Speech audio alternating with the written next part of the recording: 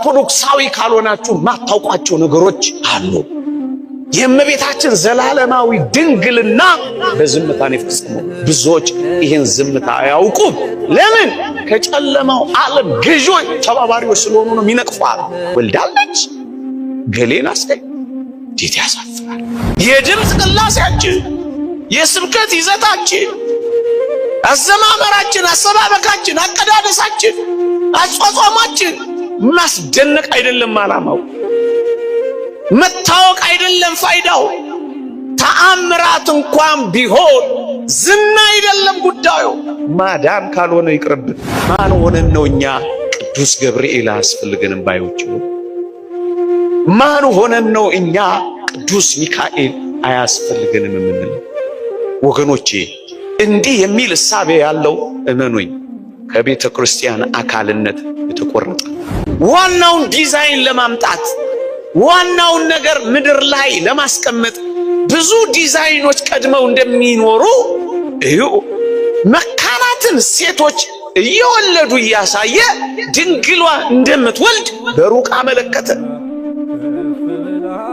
ኢየሱስ የሚል መድኃኒት ስም እንደሚመጣ ኢያሱ እያስባለ ኢሳይያስ እያስባለ እያለማመደን ያመጣው እንዳያበሳጫቸው ግራ እንዳይገባቸው እንዴት እንደተጠነቀቀላቸው እንኳን ተመልከቱ። አንድ ሊቅ ምን ይላል?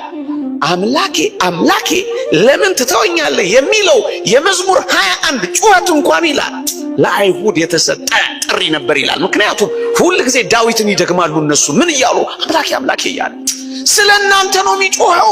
አንጀቴ ሆይ መላእክት እንኳን የሚሸፈኑ ከሆነ እኛ ይሄ የተበጣጠሰ አጫጭር ነጠላችን እንዴት ያስፈራል! መላእክት እንኳን በፊቱ የሚሰወሩ ከሆነ እኛ መደበቅን እንደምንለው ለምንድን ነው? አባቶቻችን እንዲህ ይላሉ፣ ስጋን ወይም ትስብእትን ከስጋዊ ባህሪ ከፍሎ ከመለኮት ጋር ማዋሃድ የመንፈስ ቅዱስ ሥራ ነውና መንፈስ ቅዱስ አለ ይላሉ። ለማዋሃድ እዩ በሞቴ ለዚህ ነው የአባ ሕርያቆስን ቅዳሴ ስትሰሙ ሰሪውም መንፈስ ቅዱስ ነው የሚል ቃል ትሰማላችሁ። እያንዳንዱ ጥልቅ ነው ያልኳችሁ እኮ ለዚህ ሰሪውም መንፈስ ቅዱስ ነው፣ ያዋሃደ የከፈለ ይላሉ ሊቃውንት። መንፈስ ቅዱስ ለዚህ ነው መንፈስ ቅዱስ ወደ አንቺ ይመጣል ያላል። ይጸልልሻል፣ ይጸልለክ የሚለውን ቃል ብቻ ተናግሬ ላብቃ። አንዳንዶች መንፈስ ቅዱስማ የመጣው የሚል ሐሳብ ያነሳሉ እና ምን ስለሆነ የተወደደች ማርያም ላቲ ስባት ክብር ይግባትና ረክሳ ስለነበር ለማንጻት ነው መንፈስ ቅዱስ የመጣው ይላሉ። መንፈስ ቅዱስ ለምን እንደመጣ ራሱ ቅዱስ ገብርኤል ተናገረ። ይጸልልሻል አላ ይጸልለክ የሚለው ቃል ስትጸልዩ ሁሉ ጊዜ አትርሱ። ምን ማለት ነው? እውነት አንዳንዶች የሚሉት እመቤታችን የአዳም በደል ኖሮባት እሱን ለማንጻት ነው የመጣው አይደለም። ለምንድን ነው? ለጽንስ በምን ይታወቃል? ከመንፈስ ቅዱስ ጽንሳ ተገኘች ይላል። ለማንጻት ሳይሆን ለጽንስ ነው የመጣው።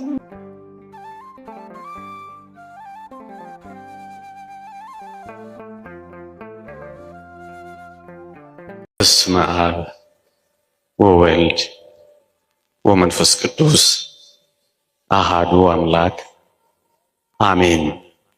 በስመ አብ ወወልድ ወመንፈስ ቅዱስ አሃዱ አምላክ አሜን። በስመ አብ ወወልድ ወመንፈስ ቅዱስ አሃዱ አምላክ አሜን። ክቡር አባታችን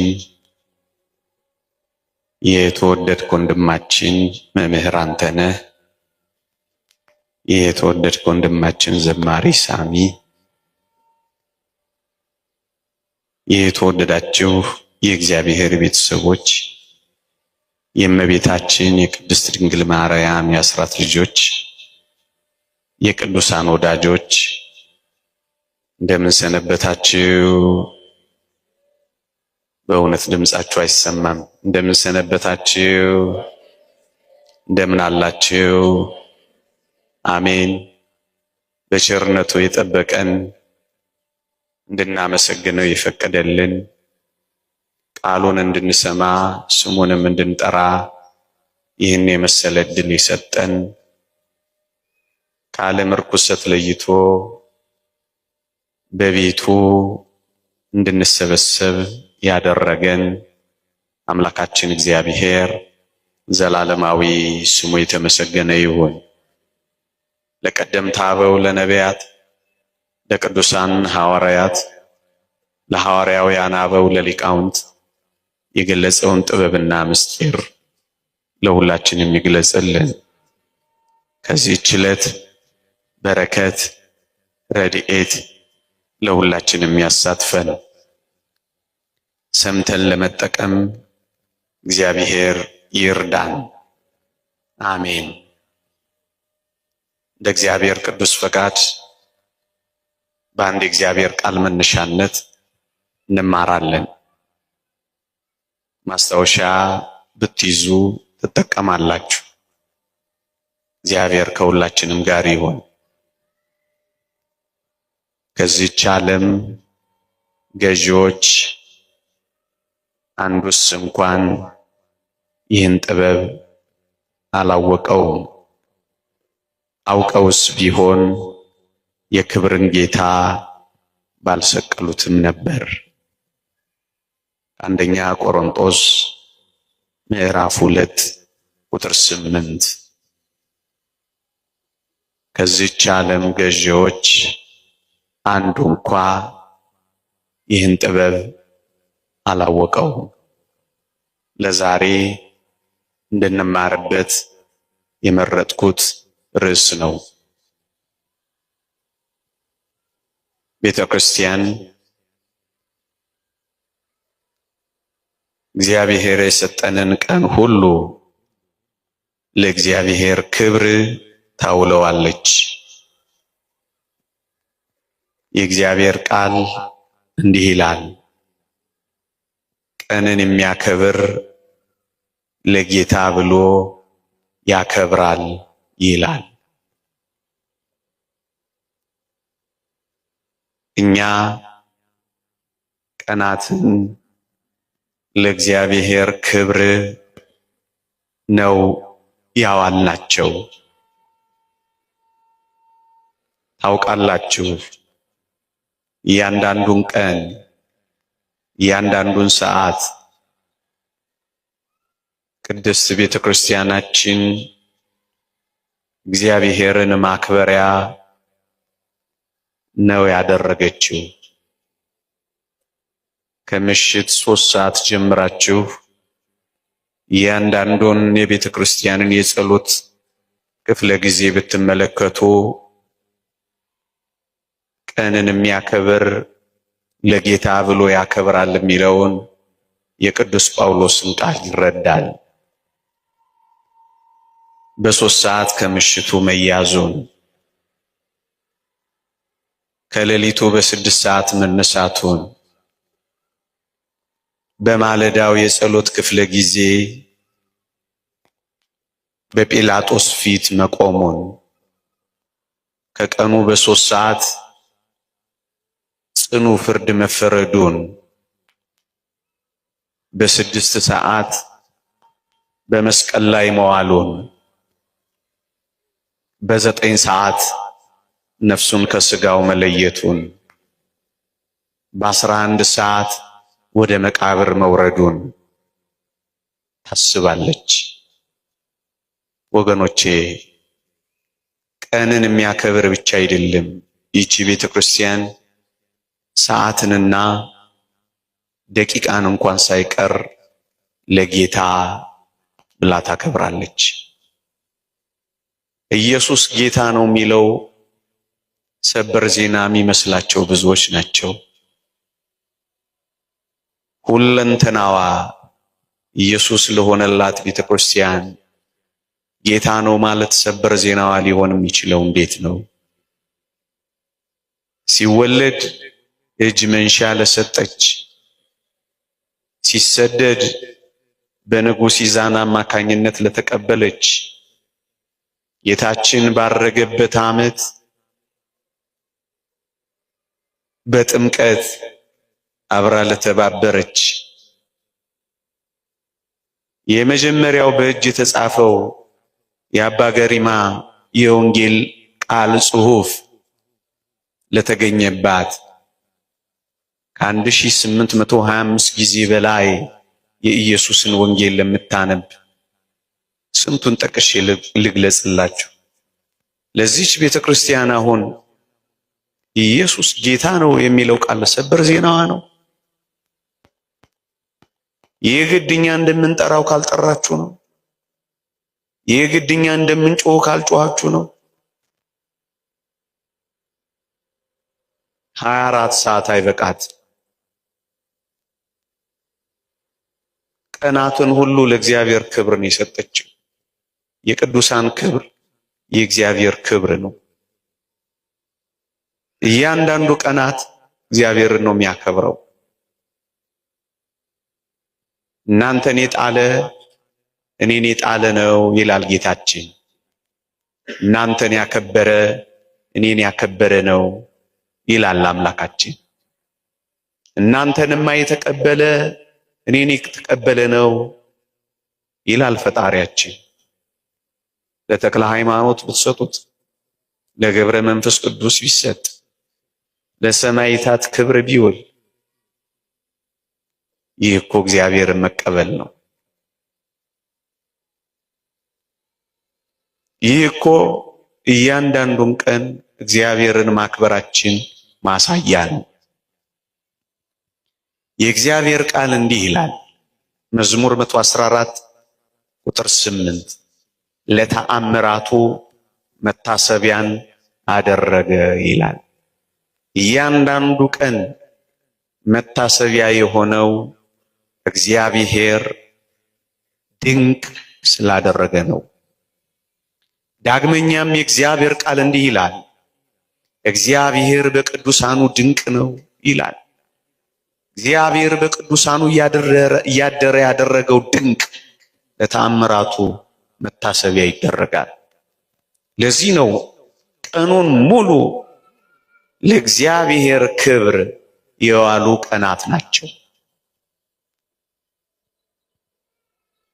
ኢየሱስ ብለን በ6 27 መድኃኔ ዓለም ብለን 28 ቅዱስ አማኑኤልን ጠርተን እንደ ዛሬው ባለ ቀን ደግሞ ባለ ወልድ ብለን መወለዱን አስበን እንደዚህች አይነት ቤተክርስቲያን በምድር ላይ ብትጓዙ ታገኛላችሁ።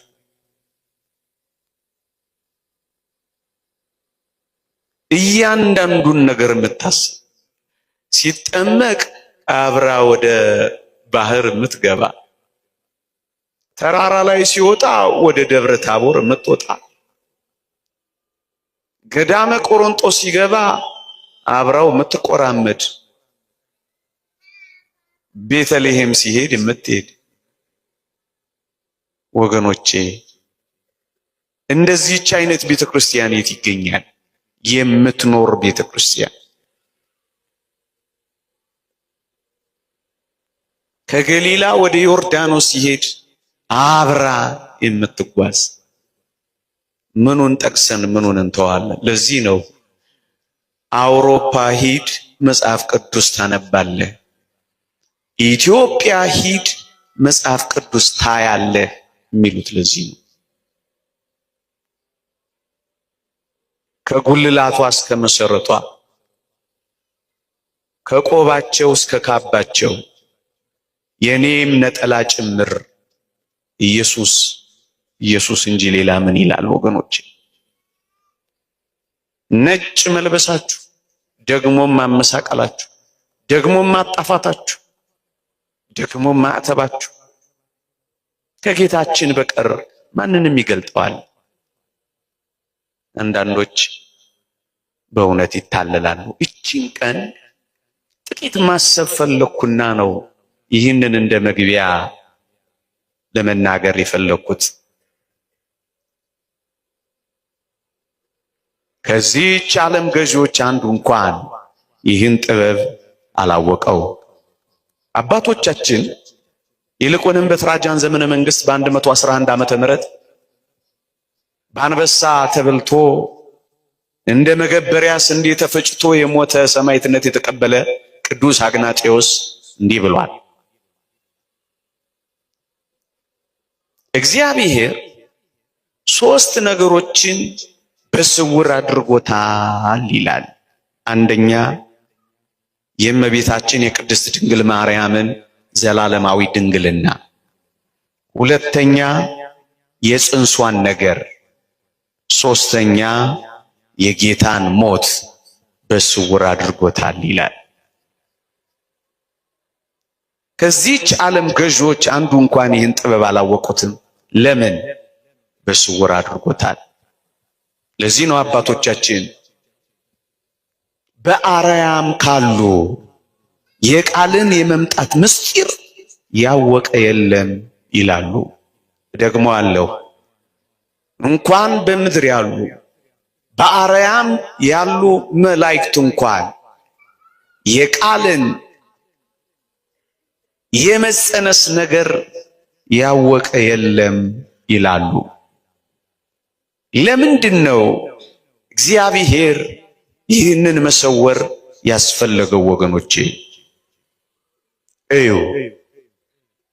በዚህ ክፍለ ትምህርት እግዚአብሔር ከረዳኝ 4 ወይም 5 ቁም ነገሮችን እናያለን። እዩ።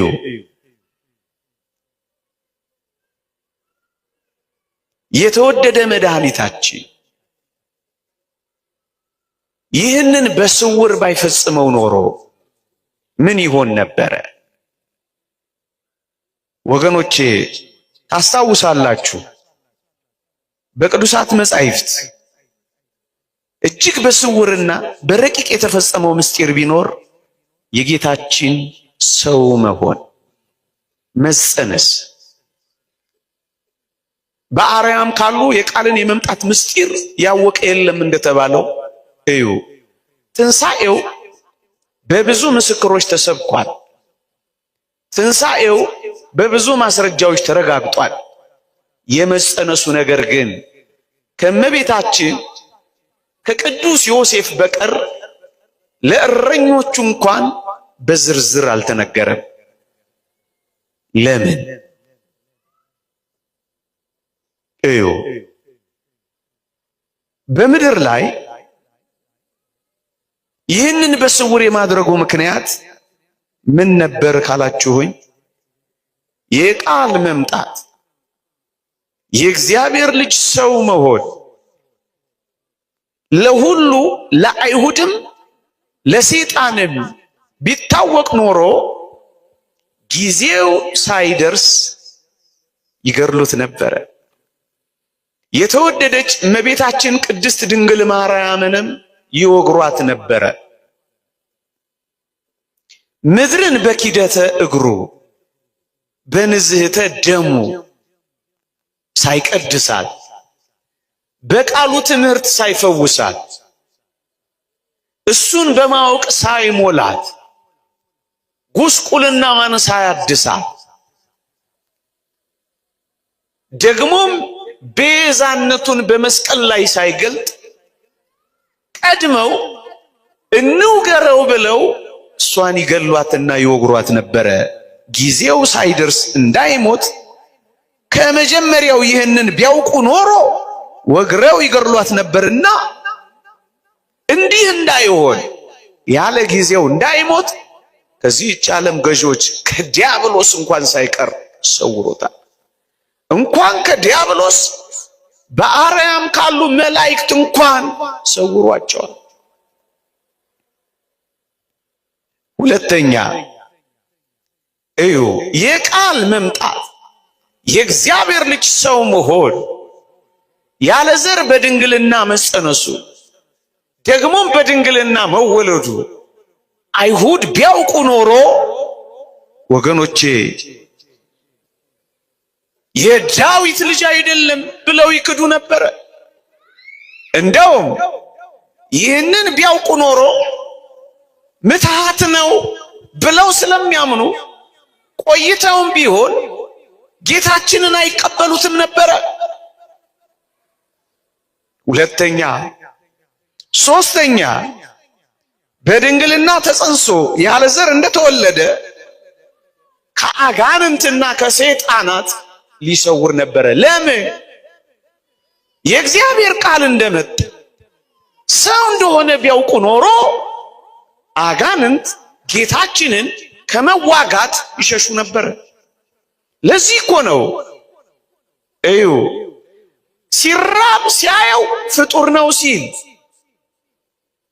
ሲራብ ሲያየው ይሄማ መናኛ ነው ሲል፣ ደግሞ 40 ሌሊት ሲቆይ ሲያየው ምን ቢሆን ነው ብሎ ሲደነቅ ግራ እያጋባው ነው ያቆየው። ታስታውሳላችሁ? በታንኳይቱ ውስጥ ሲተኛ ይሄማ ፍጡር መሰለው። ማዕበልና ነፋሳቱን ሲገስጽ ይሄማ አስደናቂው ነው አለ። እዩ ግራ እያጋባው ነው እስከ መስቀል ድረስ ያደረሰው። እግዚአብሔር ያሳያችሁ። በመስቀል ላይ እንኳን እዩ አምላኬ አምላኬ ለምን ተውኸኝ የሚል ድምፅ ሲሰማ የአዳምን ጩኸት በመስቀል ላይ ሲጮህ ይሄማ ፍጡር ነው ብሎ ነው የቀረበው። እስከ መስቀል ሞት ድረስ ግራን ያጋባው። ምክንያቱም ከመዋጋት ከትግል እንዳይሸሽ ግራ እያጋባው ፍጡር ነው ፈጣሪ ነው አምላክ ነው ተራ ሰው ነው እያለ ግራ እየተጋባ እኮ ነው እዚህ የደረሰው። ምክንያቱም መማረክ አለበት ሴጣን። ምክንያቱም ሲኦልን ለመበዝበዝ የጨለማውን ዓለም ገዢ መስቀል ላይ መጠረቅ አለበት፣ ማሰር አለበት። ማቴዎስ ወንጌል ምዕራፍ 12 ላይ እንደተጻፈው ኃይለኛው ሳይታሰር ሲኦል ሊበዘበዝ አይችልም። ኃይለኛው የሚታሰረው ደግሞ እንዲህ ግራ እያጋባው ነው። ምክንያቱም ከመዋጋት እንዳይሸሽ ነው። ሌላው ምክንያት ደግሞስ ለምንድን ነው መሰወር ያስፈለገው? እዩ አይሁድ እንግዳ የሆነው ይህ አስደናቂ ምስጢር፣ ይህ አስደናቂ የእግዚአብሔር ጥበብ፣ ሰው የመሆን ጥበብ እንግዳ ነገር ነው። ይህ እንግዳ ነገር ግራ ገብቷቸው እንዳያበሳጫቸው ቀስ በቀስ ነው እግዚአብሔር የሚያለማምዳቸው። ኦርቶዶክሳውያን እግዚአብሔር ድንገት የሚሰራ ግብታዊ አይደለም። እግዚአብሔር ሰዎችን ለማስደነቅ የሚሞክር ለተርእዮ የሚሰራ አምላክ አይደለም። ለመታየት ቢሆን ኖሮ ከከዋክብት አንዱን ሆኖ ይመጣ ነበር። ፀሐይ ወይ ጨረቃ ይሆን ነበር። ዓላማው ማስደነቅ አይደለም። ዓላማው እጅን በአፍ ማስጫን አይደለም። ዓላማው ምንድነው? ማዳን እንጂ ግራ ማጋባት አይደለም። ማረጋጋት እንጂ ማስደንገጥ አይደለም። ሕይወት መስጠት እንጂ ማስደነቅ አይደለም። ምእመና የትኛውም አገልግሎታችን የትኛውም መንፈሳዊ ሕይወታችን ለጽድቅና ለመዳን ካልሆነ አይጣል ነው። ማስደነቅ አይደለም። የድምፅ ቅላሴያችን፣ የስብከት ይዘታችን፣ አዘማመራችን፣ አሰባበካችን፣ አቀዳደሳችን፣ አጿጿማችን ማስደነቅ አይደለም። ዓላማው መታወቅ አይደለም። ፋይዳው ተአምራት እንኳን ቢሆን ዝና አይደለም ጉዳዩ። ማዳን ካልሆነ ይቅርብን። ለመታየት አይደለም፣ ትርኢት አይደለም፣ ሾው አይደለም የሰራው። ግራ እንዳጋባቸው ቀስ በቀስ ነው ራሱን የገለጠ። ቀስ በቀስ ለምን ግራ አጋባቸው? ለምን ያስደንግጣቸው? መጽሐፍ ቅዱስ ላይ ያሉትን የቅዱሳት መጻሕፍት ክፍሎች ተመልከቷቸው። ጌታችን ለአንድ ሰው እንኳን ሳይቀር ቀስ በቀስ ነው ራሱን የሚገልጠው። ሳምራዊቷን ሴት አታስታውሱ? መጀመሪያ ተራ ሰው አደረገችውና ዘር ውስጥ ገባችላችሁ። አንተ አይሁዳዊ ስትሆን ሳምራዊ ከመሆን ከኔ ውሃ እንዴት ትለምናለህ እያለች ሌላ ነገር ውስጥ ገባች።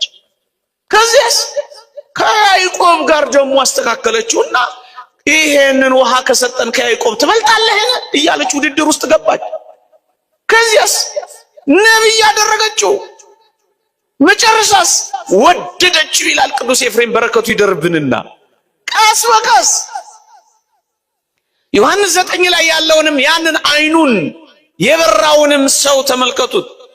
መጀመሪያ ሰው ብቻ፣ ከዛስ የእግዚአብሔር ሰው፣ ከዛስ ነብይ፣ ከዛስ አምልኮ የሚገባው ነውና ብሎ ሰገደለት። ቀስ በቀስ ምዕመናን እግዚአብሔር እንኳን አይደለም እግዚአብሔር ቅዱሳን ሐዋርያቱ እንኳን ቀስ በቀስ ነው ሰዎችን ወደ ሕይወት ያመጡት። ቅዱስ ጳውሎስን ተመልከቱ። አይሁድን ወደ ሕይወት ለማምጣት ቀስ በቀስ አላስደነገጣቸው። የዕብራውያን መልእክት የሮሜን መልእክት ሲጽፍ ቀስ በቀስ ነው የሚያስረዳቸው።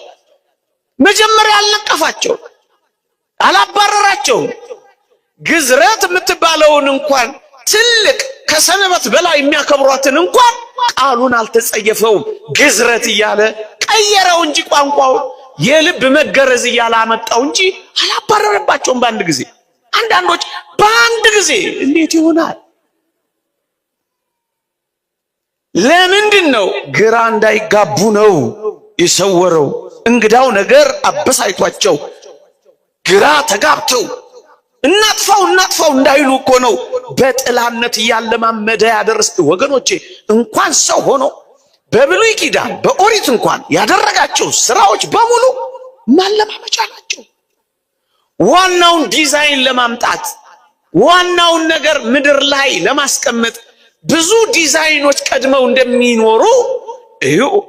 መካናትን ሴቶች እየወለዱ እያሳየ ድንግሏ እንደምትወልድ በሩቅ አመለከተ። ኢየሱስ የሚል መድኃኒት ስም እንደሚመጣ ኢያሱ እያስባለ ኢሳይያስ እያስባለ እያለማመደን ያመጣው እንዳያበሳጫቸው ግራ እንዳይገባቸው እንዴት እንደተጠነቀቀላቸው እንኳን ተመልከቱ።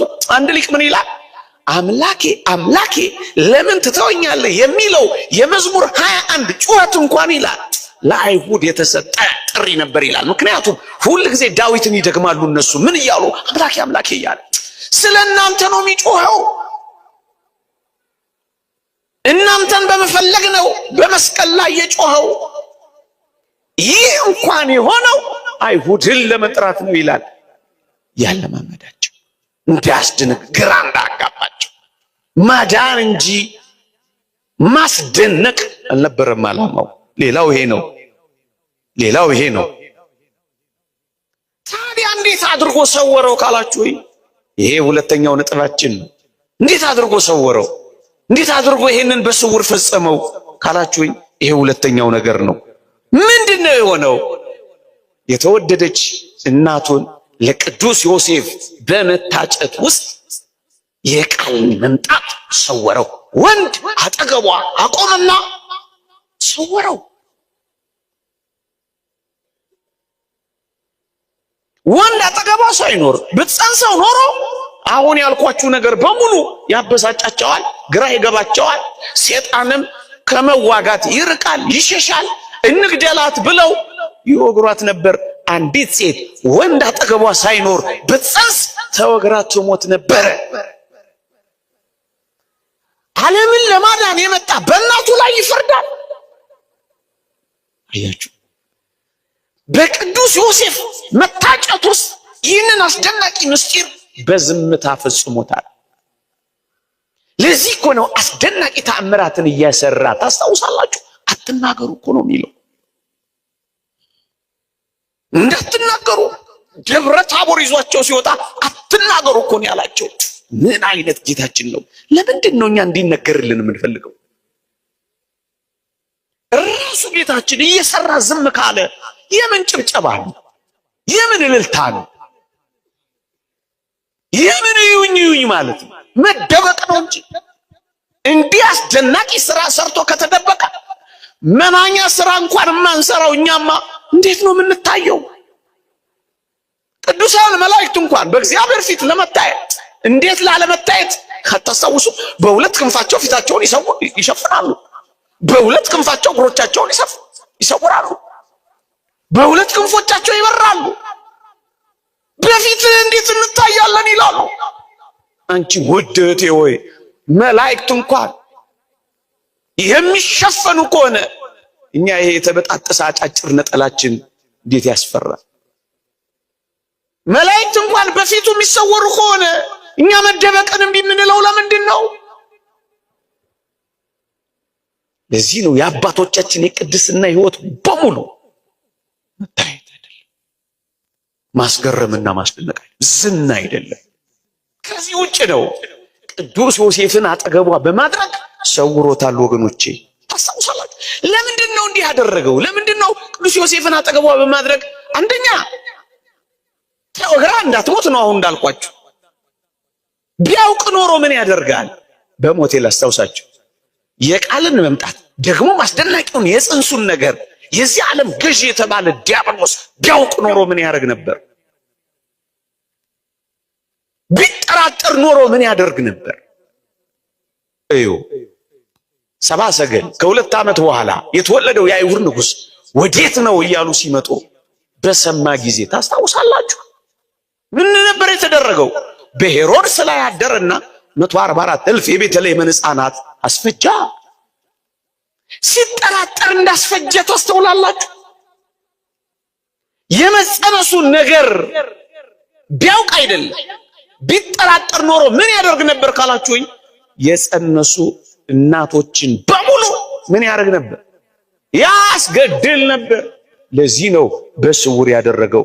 እንደውም አንድ ሊቅ ምን ይላል ስለ ቅዱስ ገብርኤል ሲናገር፣ ከልዑል ዘንድ ለእርሱ ብቻ ተነግሮታል፣ ሊነግራት ወደደ፣ በጉዞ እንዳይዘገይ በፈጣን ክንፎቹ በረረ ይልላቸዋል። ለቅዱስ ገብርኤል ብቻ። ቅዱስ ገብርኤልም ይህንን አስደናቂ ሰው የመሆን ምስጢር ከማብሰር በቀር ጥልቁን ነገር እንዴት ሊያውቀው ይችላል? ለዚህ ነው በአርያም ካሉት ከቃል ስለ ቃል መምጣት ያወቀ የለም። ለቅዱስ ገብርኤል ከልዑል ዘንድ ለሱ ብቻ ተነግሮታል። ደግሞስ ሊነግራት ወደደ፣ በጉዞ እንዳይዘገይ በፈጣን ክንፎቹ በረረ ይላል።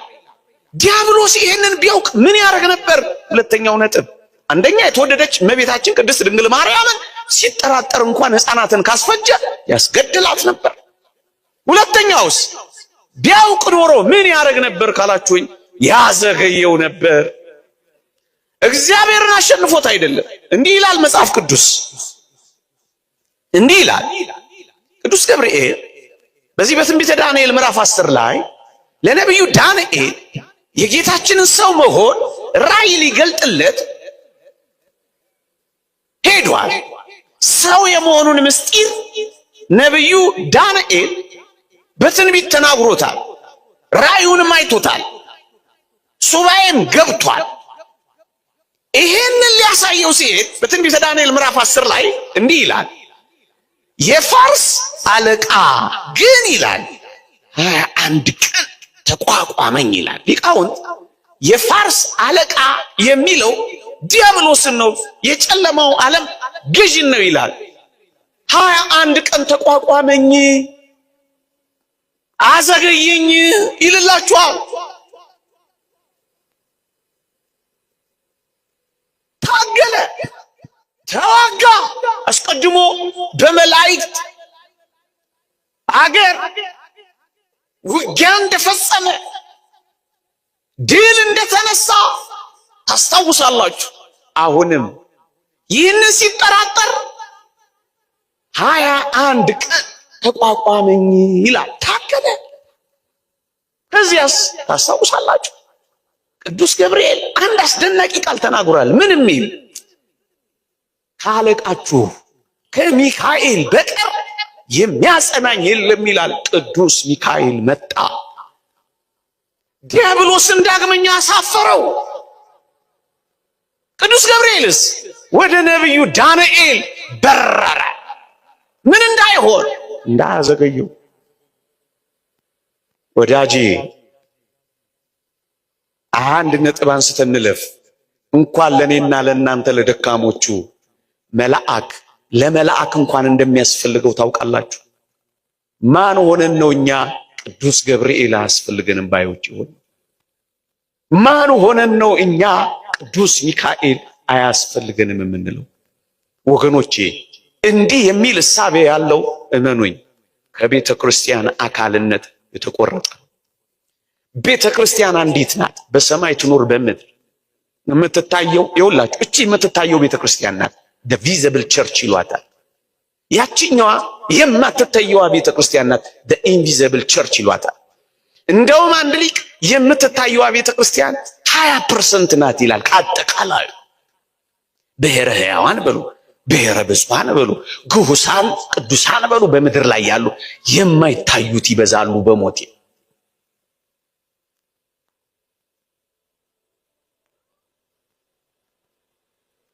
የምትታየውና የማትታየው አንድ ናት። ድል አድራጊዋና ተዋጊዋ አንድ ናት። አሸናፊዋና በውጊያ ላይ ያለችው አንድ ናት። ድል አድርጋ የፈጸመችውና ወደ ድል የምትጓዘው በምድር ያለችው አንዲት ናት። አንዲት። ታዲያ እንዴት ነው አንድ ቤተሰብ ሆነን አንዳችን ለአንዳችን የማናስፈልገው? እንዴት ነው? ለዚህ እኮ ነው ካለቃችሁ ከሚካኤል በቀር ተቋቋመኝ ሚካኤል መጣልኝ። በእውነት መላእክት ይምጡልንም አለኝ። ውጊያው ለከበደን በመዘግየት ለተንቀራፈፍን እግዚአብሔር መላእክቱን ይላክልንማ በረው ይድረሱልንማ። ምን ይላል አንድ ሊቅ? የሚቃወሙ አጋንንትን ባለማወቅ ሰወራቸው ይላል። ሰወራቸው ባለማወቅ ሰወራቸው።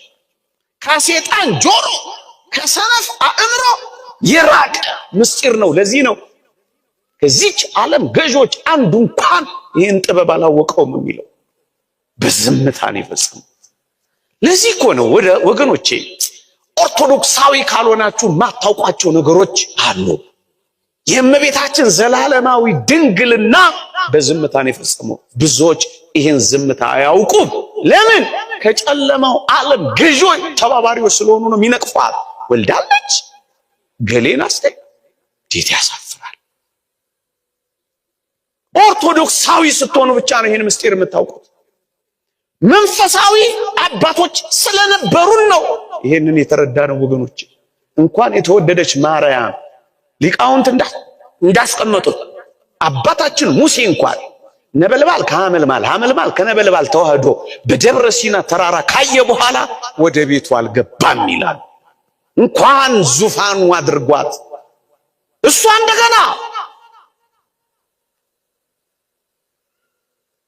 መጥምቀ መለኮት ቅዱስ ዮሐንስን ተመልከቱ። በማይፀን እያለ ዘሎ ይህን አስደናቂ ምስጢር አይቶ ወዴት ሄደ ካላችሁኝ ወደ በረሃ ነው ሄደው። አልገባም እዛ። አባቶቻችን ለምን ይመስላችኋል ወደ በረሃ የሚሄዱት? ይሄን ምስጢር ሲረዱ ነው ፈቀቅ የሚሉት። ዓለማውያን ሰዎች እንደዚህ ቢያወሩ እንዳትደነቁ። አያውቁትም፣ ይሄንስ አያውቁትም። በዝምታ የተፈጸመ ምስጢር በዝምታ። እንደ ቅዱሳን መላእክት ከሆናችሁ ጥቂት ጥቂት ይገለጽላችኋል። እንደ አጋንንት ከሆናችሁ ግን ተሳዳቢዎች ትሆናላችሁ፣ ትለያላችሁ። ባለማወቅ የተሰወረባቸው ብዙ ነገር አለ። በቃላት ብንገልጽ በጥቅስ ብናስረዳ አልገባ ያላቸው ብዙዎች አሉ። እግዚአብሔር ልባቸውን ይመልስልን። ትዕቢተኞች፣ ተሳዳቢዎች የዚህ ዘመን የማብቂያ ማሳያዎች ከመሆን እግዚአብሔር ይጠብቅ። ሰውሮታል። ምን በማድረግ? ቅዱስ ዮሴፍን አጠገቧ በማስቀመጥ። ሁለተኛው ነጥባችን እየሰማችሁኝ ነው? እየሰማችሁኝ ነው? እዩ ወገኖቼ፣ አንዳንድ ጥያቄዎች ሊጠየቁ ይችላሉ። ወገኖቼ እስኪ አስቧቸው። አንዳንድ የቅዱሳት መጻሕፍትን ቃላት አስቧቸው። የተወደደች እመቤታችን ቅድስት ድንግል ማርያም ለቅዱስ ዮሴፍ መታጨቷ እውነት አንዳንዶችን ለሚሉት እነሱ ላሉት ነገር እኛ በጉባኤ ለማንጠቅሰው ነገር እውነት ቢሆን ኖሮ ታስታውሳላችሁ? ቅዱስ ዮሴፍ አጠገቧ ሆኖ መልአኩ መጥቶ ሲያበስራት ልጅ ትወልጃለሽ ሲላት አንድ ነገር ነበር የምትለው። ከማን ብላ እንኳን መጠየቅ የለባትም። እውነት አስብ። ምክንያቱም አጠገቧ አለ። ለምሳሌ አንዲት የታጨች ሴት ልጅ ትወልጃለሽ ብትባል ለታጨችለት ሰው ከመሆን ያለፈ ምን ትርጉም ይሰጣል? እውነት ነው። ይሄ ነው እኮ የታወቀ ነው። የተወደደች ቅድስት ድንግል ማርያም ምን እንዳለች ስሟት። ወንድ ስለማላውቅ ይህ እንዴት ይሆናል? ክርክር አይደለም፣ መደነቅ ነው። ይህ እንዴት ይሆናል? አላውቅም። ወንድ እኮ አለ ቅዱስ ዮሴፍ፣ ግንስ አልታውቅም። በሐሳብሽ ድንግል ነሽ እኮ ምንላት እኮ ለዚህ ሐሳቡ የላት። ለዚህ የተሰጠች አይደለችም ቅድስት ድንግል። ወንድ ስለማላውቅ ይህ እንዴት ይሆናል? እንዴት ይደንቃል። ታዲያ ለምንድን ነው? እስኪ እዚህ ጋር አንድ ጥያቄ መልሰን ብናልፍ መልካም ነው። እዩ፣ ቅዱስ ዮሴፍ የጌታችን የሥጋ አባት አይደለም። የእመቤታችን የቅድስት ድንግል ማርያም የዘር ሐረግ በመጽሐፍ ቅዱስ ላይ አልተጠቀሰም። ታዲያ ለምንድን ነው ኢየሱስ ክርስቶስ የዳዊት ልጅ የተባለው? ይሄ መልስ ያስፈልገዋል። እዩ፣ የእመቤታችን የቅድስት ድንግል ማርያም የዘር ሐረግ አልተጠቀሰም። ምክንያቱም አይሁድ የዘር ሐረግ የሚጠቅሱት በወንድ ስለነበር አባቱ ካይደለ። ታዲያ ኢየሱስ ክርስቶስ የዳዊት ልጅ እንዴት ተባለ ካላችሁኝ፣ አንድ የመጽሐፍ ቅዱስ ጥቅስ ፍንጭ ይሰጠናል። ምን ይላል? ከዳዊት ወገን ለሆነው ዮሴፍ ለሚባል ሰው ወደ ታጨች ወደ አንዲት ድንግል ይላል መጽሐፍ ቅዱስ። አንዲትም ቃል ቢሆን በግምት ወይም ዝም ብሎ አይደለም፣ እግዚአብሔር ያሳየች። ምን ይላል? ከዳዊት ወገን ለሆነው ይልላችኋል። ለምን ይህን ቃል እንደተጠቀመ ታውቃላችሁ? ወንጌላዊ እዩ፣ በቅዱሳት መጻሕፍት በኦሪት ልማድ እጮኝነት ከተመሳሳይ ነገድ ጋር ነበር የሚተጫጩት። ደግሞ አለው እጮኝነት ከተመሳሳይ ነገድ ጋር ነበር የሚተጫጩት። ስለዚህ ቅዱስ ዮሴፍ ከዳዊት ወገን ከሆነ እመቤታችን ከማን ወገንና? ከዳዊት። እንዴ ቅዱስ ዮሴፍ ተሳስቶ ወይም ሕግ ጥሶ ከሌላ ነገድ አጭቶ ቢሆን እስካላችሁኝ በሞቴ ቅዱስ ዮሴፍ እንደዚህ አይነት ሰው አይደለም። እንዴት አይነት ነው? ጻድቅ ሆኖ ሊገልጣት ስላልወደደ ይላላ። እንኳን ታላቁን ሕግ ቀርቶ እሷ እንድትወገሩ እንኳን ያልፈለገ ጸንሳ ሲያት ደንግጧል። ከዛስ በስውር ሊተዋት አስቧል። ከዛ በፊትስ ሊገልጣት ግን አልወደደም። ምን እንደ ሕግ የተጻፈውን ማስወገር እንኳን ቅድስት ድንግል ማርያምን ሊያስወግራት እንኳን አልፈለገም። ምን ማለት ነው? ከሕግ ከተጻፈው በላይ እንደ ወንጌል ጽድቅ የሚመላለስ ቅዱስ ሰው ነበር። ጻድቅ ነበርና ሕግ ይጥሳል ተብሎ አይታሰብም ይላል ዮሐንስ አፈወርቅ። በረከቱ ይደርብን። እየሰማችሁኝ ነው? ለዚህ ነው እመቤታችን ቅድስት ድንግል ማርያም የዳዊት ወገን ስለሆነች። ለዚህ ነው መጽሐፍ ቅዱስ ማቴዎስ ወንጌል ምዕራፍ 1 ቁጥር 1 ስትጀምሩ የዳዊት ልጅ የአብርሃም ልጅ የኢየሱስ ክርስቶስ ትውልድ መጽሐፍ ብሎ የሚጀምረው። ለዚህ ነው ወገኖቼ። ምን ማለት ነው? ድንግል ማርያም ከሰማይ የመጣች ኃይል አይደለችም። የአብርሃም ልጅ ናት፣ የዳዊት ልጅ ናት፣ የሶሎሞን ልጅ ናት። ልጄ ሆይ ስሚ፣ ጆሮሽንም አዘንቢ፣ የአባትሽንም ቤት ታይ የሚለው እኮ ለዚህ ልጄ። ለምንድን ነው የዘር ሐረጉን መጥቀስ የፈለገው? ወገኖቼ አንዳንዶች ሰው መሰለ እንጂ ሰው አልሆነም ይሉ ስለነበር አብርሃም፣ ዳዊት፣ ሶሎሞን ከአሕዛብም ወገን እየጠቀሰ የዘር ሐረጉ ላይ በትክክል ያረፈው ሰው ነው እንጂ ሆነው ሰው የመሰለ አይደለም። ሰው ነው የሆነው። የያዘው የአብርሃም ዘር እንጂ የመላእክትን ዘር አይደለም ይላል። ኃይለ አርያማዊት ከሰማይ የመጣች ኃይል አይደለችም የምንለው የእኛን ስጋ የእኛን ነፍስ ነው የተዋ፣ የእኛን ውሃ ሳይቀር ነው እኮ የነሳው። ሰው ነው የሆነው። ሰው የመሰለ አይደል፣ ሰው ነው የሆነው። አለበለዚያ ስጋችን ነፍሳችን እንዴት ይድን ነበር? የሰውን ስጋ ካልነሳ የሰውን መከራ እንዴት ያቀል ነበር? በትክክል የሰውን ነፍስ እስካልወሰደ ሐዘናችንን፣ መከራችንን፣ ፍርሃታችንን፣ መራዳችንን፣ መንቀጥቀጣችንን በነፍስ ውስጥ ያለውን ሐዘን ሁሉ እንዴት ያርቅልን ነበር? በነፍሳችንስ እንዴት እንድን ነበር? አያችሁ፣ ነጥባችን ከዳዊት ወገን፣ ሁለተኛው ወይም ሶስተኛው ነጥባችን ከሰዓት ጋር ለመጠቀም 3 ነጥቦችን ነግሬያችኋለሁ። ለምን በስውር አደረገው አይደለ? እንዴት በስውር አደረገው? እነዚህ ነጥቦች ጠቅሼላችኋለሁ። እሺ በስውር ካደረገው ሙሉን በስውር አደረገው። ለምንድን ነው በቅዱስ ገብርኤል በኩል ማብሰር ያስፈልገው? ቅዱስ ገብርኤል ለምን ሊነግራት ታዲያ ያስፈልገው? እንዲሁ ልዑል አካላዊ ቃል እንዲሁ መጥቶ በማህፀኗ ማደር ይችላል አይችልም? አላችሁ አላችሁ አላችሁ? እንዲሁ መጥቶ ያድራል ማደር ይችላል አይችልም? ይችላል። ታዲያ ለምንድን ነው በቅዱስ ገብርኤል በኩል ማብሰር መንገር ያስፈልገው? ወገኖቼ 3 ነጥቦችን መምህራን ሊቃውንት ያስቀምጣሉ። አንደኛ እዩ፣ ያለ ጋብቻ ያለ ሩካቤ እንዲሁ እንደጸነሰች ብታይ የተወደደች ማርያም ትታወካለች። እውነት አስደነግጥም? እንዲሁ ጸንሶ መገኘት ግራ ያሰኝም? ለምን ትታወክ እንዴ? አንዲት ቅጽበት እንኳን ቢሆን ለምን ትደንግጥ? ፍጥረት ሁሉ እንዳይደነግጥ የተጠነቀቀ አምላክ ለፍጥረት ሁሉ ክብር ያደረጋት በብዙ ምሳሌያት የገለጣት እሷ ካለችማ ፍጠረው ብሎ በመላእክት ከተማ አክሲማሮስ እንደገለጸልን ያዘጋጃት ተስፋ አበው የተባለች ይቺ ቅድስት ድንግል ማርያም ለምን ትታወቅ? አንደኛ ለዚህ ነው በቅዱስ ገብርኤል ቃል ብስራቱን ያሰማት። አንድ ሁለተኛ በድንግልና የምትጸንሰው ማን መሆኑን ማወቅ አለባት። ደግሞአለሁ፣ ማን መሆኑን ማወቅ አለባት። አንዳንዶች እኛ ቤት የነበረ አንድ ምስኪን ሰው ታስታውሱ ከሆነ አሁን ወጥቷል። አንድ መጨረሻ ሊወጣ አካባቢ አንድ ነገር ሲናገር ሰምቼው ነበር።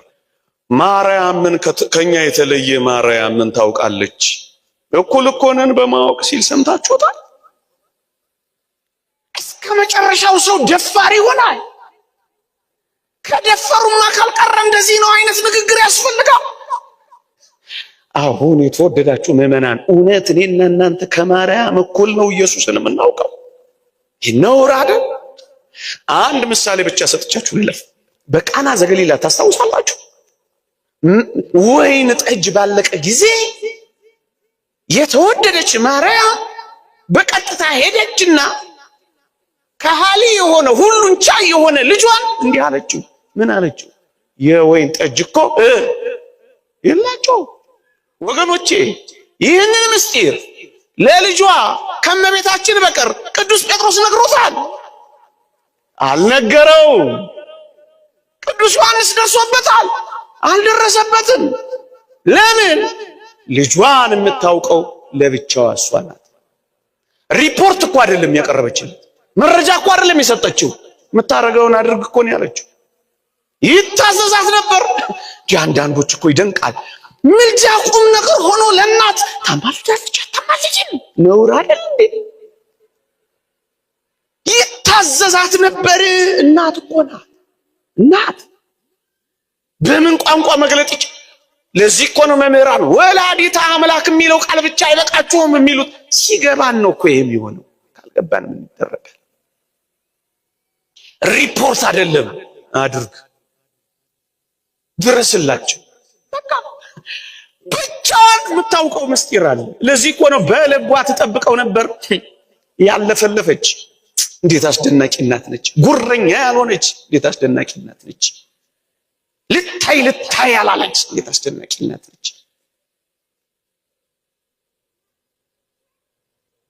ጉዳይ ምንድነው? ነጥቡን እንዳላስረዝመው በድንግልና የምትጸንሰው ማን መሆኑን ማወቅ አለበት። ሶስተኛ በሞቴ ሶስተኛ ነፃ ፈቃዷን መጠየቅ አለበት። ምክንያቱም ብዙ መከራ ስለሱ ትቀበላለች። እውነት አሰብ። ስለዚህ መፍቀድ አለባት። ምን ብላ? ይሁንልኝ። በግድ አስገድዶ ጠምዝዞ የሚያደርግ አይደለም እግዚአብሔር። ልትድን ትወዳለህን እያለ እያስፈቀደ ይህንን የሰራ አምላክ ይህንን አስደናቂውን ጥበብማ ይሁንልኝ ማለት አለባት ወገኖች። እርሱ ስለመረጣት ብቻ እናት እንድትሆነው አልፈለግም። እሷም እናት እንድትሆነው ፈቃዷን እሱ ብሎ ጠየቃት። ይሁንልኝ አለች። በረከቱ አይደርብን። እየሰማችሁ ነው? ለዚህ ነው ቀጥታ መጥቶ በማይጸኑ ያላደረው። ለዚህ ነው ብስራት ያስፈለገው። እሱም ዝርዝሩን አያውቅ። አጥብቃ ስትጠይቀው ትዝ አይላችሁ? ይህ እንዴት ይሆናል እያለች ስትጠይቀው ምንድን ነበር ያለው? አንድ ቃል ብቻ ነው የተናገረው። ምን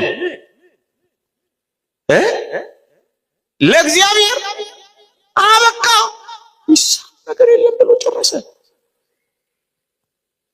ይደነቃል እንጂ እኮ ከመታወቅ ያለፈ ሃይማኖት ነው። ይመሰከራል እንጂ አይመረመርም።